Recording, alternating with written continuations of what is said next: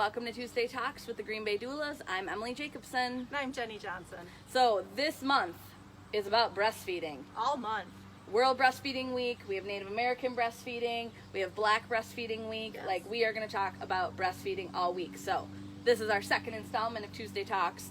And we're going to talk about things that you don't talk about. So first one being, does every mom and baby, like baby comes out and latches on perfectly and everyone has a beautiful breastfeeding relationship? Not in reality. However, if I had the magic wand I keep asking for, it would be perfect for everyone. True. Babies definitely struggle sometimes getting latch figured out, getting suck figured out. Going skin to skin right after delivery is a great way to help them integrate those reflexes, but they need a little help. So it's a learned skill. It's not something that, while we may have a knack for it per se, and some people may take on to it more naturally than others, it is a learned skill on both sides, mother and baby. Absolutely. I like to think about it about like learning how to drive. When you first start out, you're super nervous and you got your hands at 10 and 2 and you're not really sure what you're doing and you're worried about everyone around you.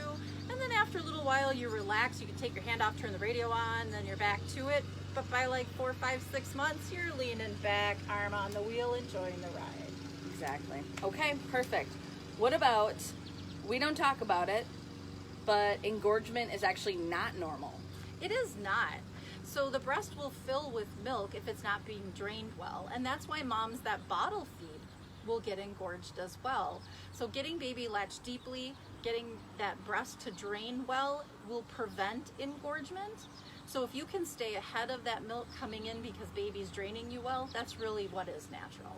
And engorgement really should only last 24 to 48 hours if done properly. Otherwise, it can go on for weeks and weeks. Exactly. Okay. And if a mom would use a pump or a haka to drain some extra milk because she's feeling like she's not drained, then she can actually have that go on for months to years. Oh no. Yes. Okay. Another thing we don't talk about, how feedings change.